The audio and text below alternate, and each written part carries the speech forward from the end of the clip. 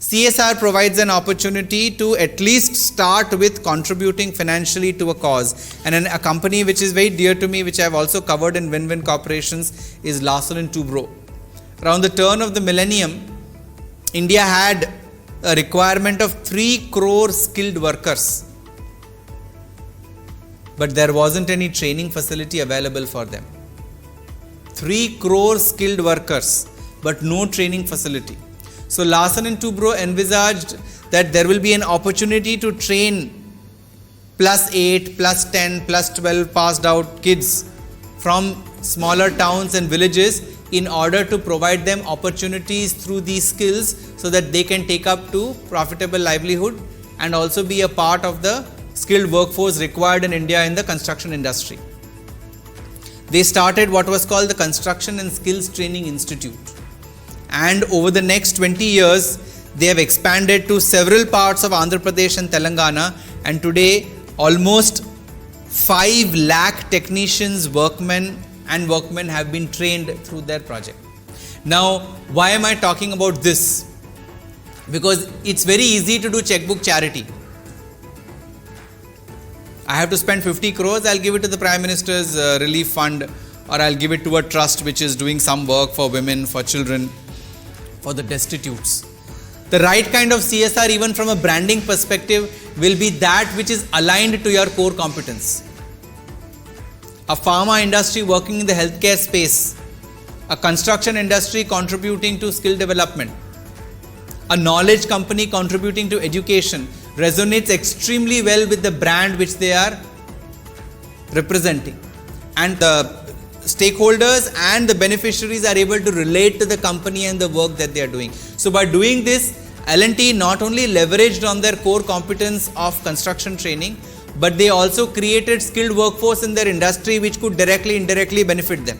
This was extended to what eventually became the National Academy of Construction, Hyderabad, which was a industry-wide body where all the construction companies within Andhra Pradesh and now Telangana came together. They formed the National Academy of Construction, which was meant to provide training to the workers across the state, and it was designed in such a way that the Chief Minister is the chairperson of the National Academy of Construction. All the other companies are a part of the National Academy of Construction, and the contractors have to pay a 2.5% on the bill on the work that they are doing de facto, which is then used for this particular National Academy of Construction. Today, they train about 1 lakh youth in construction every year. A similar thing was done by Wipro through their Mission 10X in the engineering space. They realized that engineers who are trained, who are educated in engineering colleges, obviously, are not deployable.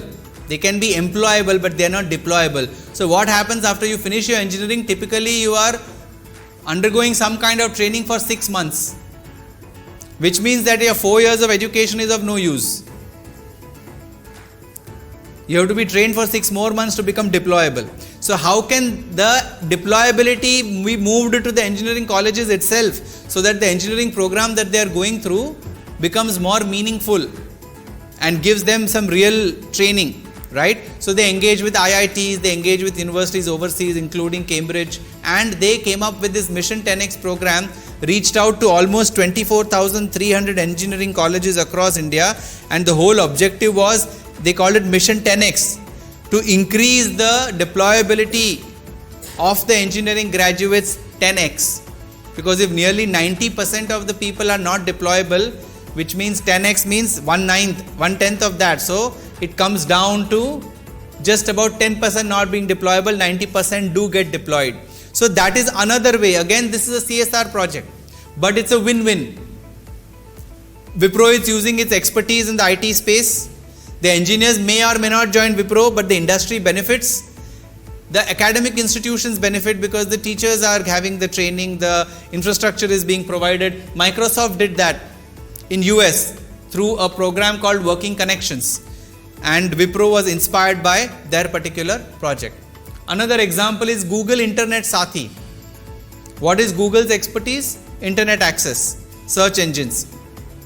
Tata Trust is among the most well-known philanthropic foundations in India. They collaborated in order to expose the women of rural India to how to use internet. They started with a target of 4,000 villages in 2015. The whole objective was training women on handling digital devices so that will help them in education, healthcare, insurance, government related rights, and even in some form of livelihood. You can imagine they don't even know how to access a digital device or use a digital device. You can see the kiosk that they have. You will have an internet sathi. You will have women coming around and they are being exposed through hand holding as to how to use digital devices. Within 4 years, they used 40,000 sathis to reach out to 1,50,000 villages in 15 states and empowered 3 crore women. 40% of these women had started some form of economic empowerment initiative on their own after getting digitally aware. So this is an example of how CSR can be used to use your core competence through products, through services, through institutions which benefit the society. So you are bridging the society with your business, not by starting any new product, service or a vertical or a supply chain, but by using your skills and core competence to address a section of society who will be benefited by that.